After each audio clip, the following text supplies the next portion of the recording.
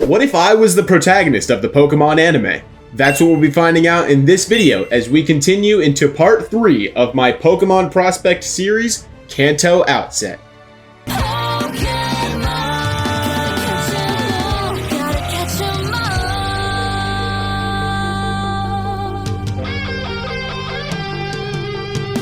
Episode 3, Indigo's top students face Team Rocket.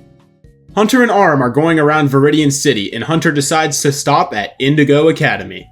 Hunter says that this is the school him and Ace grew up going to before getting ready to become Pokemon trainers. Arm says she remembers because she also went to this school. Hunter says how he doesn't remember meeting her back then and asks about this, but she tells him that there was stuff in her life that kept her from starting school the same year as him and Ace.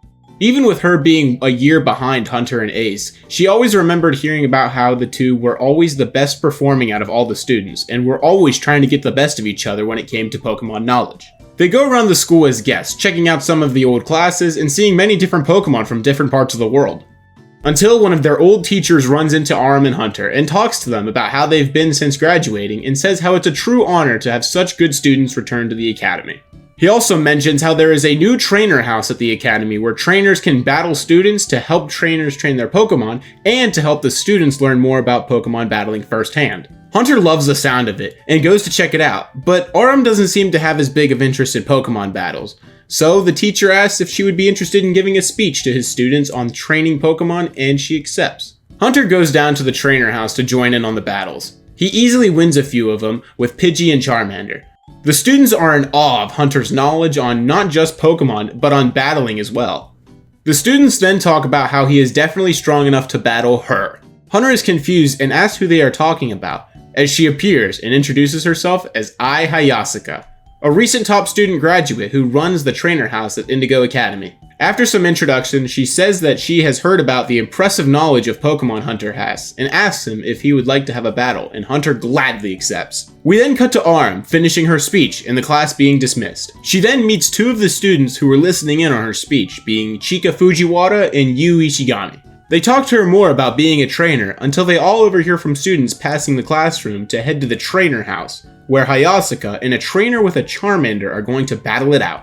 As Fujiwara and Ishigami know Hayasaka, and Arm knowing who the trainer with a Charmander is, they all decide to head to the trainer house to watch the battle together.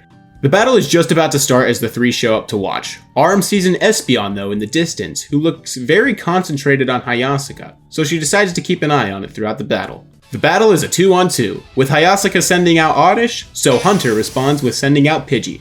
Oddish starts off with Stun Spore, but Hunter has Pidgey use Gust to keep it away and do big damage to Oddish in the process. Then follows up with a Quick Attack, almost knocking it out. So Hayasaka switches Oddish into her second Pokemon, Magnemite. Pidgey uses Quick Attack repeatedly to try and win with speed, but Magnemite dodges and goes for a Thunder Wave, paralyzing it and following it up with a Spark to take it out quickly. Hunter is impressed that she got past Pidgey's speed so quickly, and sends out Charmander in response.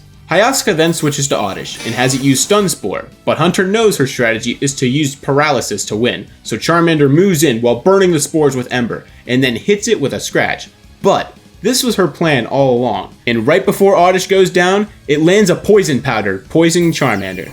Then Magnemite comes back out. Charmander goes for Ember, but Magnemite uses Protect, so then the poison takes damage. Magnemite then goes for Spark, sending Charmander flying and poison damage taking once again. Charmander doesn't seem to have much strength left, but isn't ready to give up. And Hunter tells Charmander how he believes in him, and tells him that this battle is going to be a stepping stone to getting much, much stronger. This then leads to Espeon paying attention to Hunter and Charmander, seeing how they are going to keep going even with the odds stacked against them.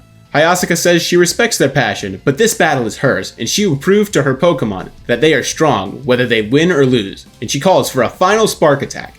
But Hunter waits for the very last second, smiling confidently, and has Charmander jump over it at the last second and grab the screw on top of Magnemite. Not knowing what to do, Magnemite tries moving around to try to throw Charmander off, but Charmander isn't giving in, and another Poison Tick hits, causing Charmander's Blaze ability to kick in.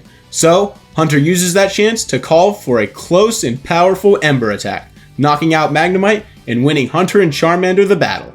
Everyone is surprised and cheers as Hunter picks up Charmander, thanking him for hanging on till the very end. Hunter then goes to thank Hayasaka for a great battle, but sees that she is away from the battlefield talking to the Espeon, so he decides to leave her to it and get Charmander and Pidgey healed at the Pokemon Center.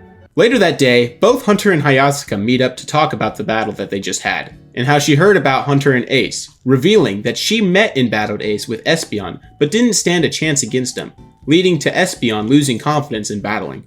But she also says that with Espeon seeing how Hunter and his Pokemon wouldn't give up, gave Espeon the motivation to battle once again, and she thanks him greatly for that. Then Aram, Fujiwara, and Ishigami arrive, and they all introduce themselves. Then Hunter asks Hayasaka about having a one-on-one with Charmander facing Espeon. She accepts, as Fujiwara and Aram say they should have it at the trainer house again tomorrow so they can all watch. The next day arrives, and Hunter and Hayasaka are about to begin the battle. But before they begin, the intercom comes on, telling all students and staff that the school's Pokemon and their Pokeballs have been stolen, and the suspect is on the run. Hayasaka wastes no time, and runs to where the Pokemon are kept. She then sees a man in a black uniform there trying to escape. It turns out to be a Team Rocket grunt, so she attempts to battle him in order to save the school's Pokemon. The grunt sends out Raticate and is about to take out Hayasaka's Espeon. As it goes for a Hyper Fang, it gets knocked back by an Ember attack, coming from Hunter and Charmander. So the two team up to beat the Team Rocket grunt. After some back and forth hits, Charmander and Espeon finish it off with a Confusion and Ember combo. The Team Rocket grunt runs away, leaving the Pokemon behind, but warns them not to mess with Team Rocket in the future. The Pokemon are safely returned, and the principal thanks them greatly and asks how they can repay them. But they both say how they are happy to see the Pokemon safe once again. But Hayasaka does have one request, and that's to let her leave her position at the trainer house to set off on her own Pokemon journey. Principal Goodshow understands her wanting to leave, and supports her fully, wishing her and Hunter the best of luck on their journeys. So later that day, everyone meets back up, and Fujiwara and Ishigami say how they would like to travel alongside Hayasaka to support her throughout her journey, and she happily accepts, but says that she needs to head back home to Saffron City before heading out on their journey. Hunter and Hayasaka promise to have another battle the next time they meet, and that they are now rivals from here on out. The episode ends with Hunter and Aram saying goodbye to their new friends, looking forward to the next time they meet, as the journey continues.